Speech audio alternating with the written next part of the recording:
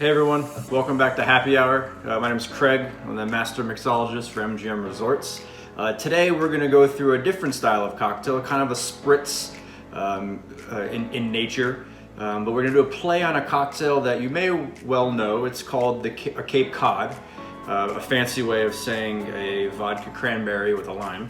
But we're going to use a London dry gin. We're going to use fresh lime juice, a little bit of sugar, and then we're going to top the cocktail off with hard spiked seltzer, which is all the rage right now.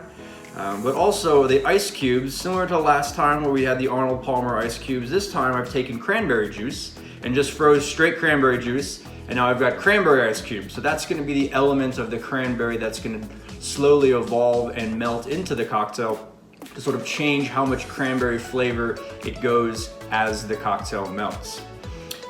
So London Dry Gin, one actually unique thing, I was reading a book called The Drunken Botanist, maybe Stewart. It's an amazing reference book if you're looking for one. But juniper actually is first recorded to be around the Triassic period, which is about 250 million years ago when all of the continents were one, Pangea, which is why you find juniper in North America, in Europe, in Asia, because they were all one and when they split. So juniper being the primary botanical or herb spice bark, but in gin specifically, you have to have some level of juniper, and in London Dry, it's typically the hero of the spirit.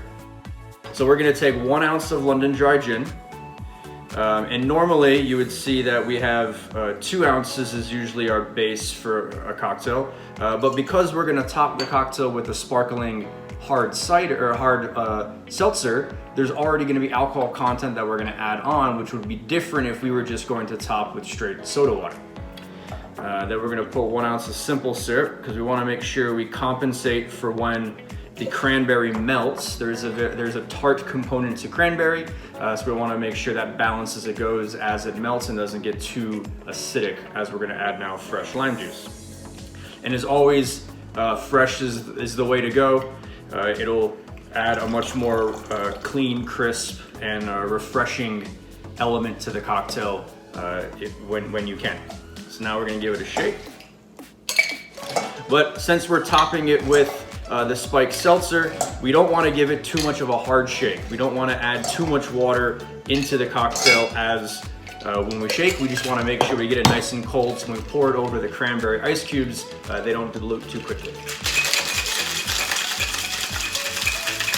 So a nice quick shake.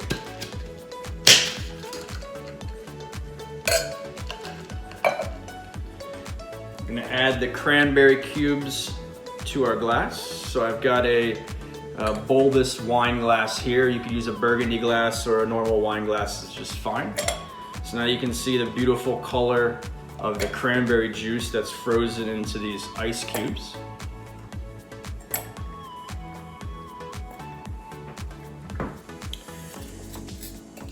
We're going to double strain, so if there's any ice particles and or lime juice that's in there, or lime segments.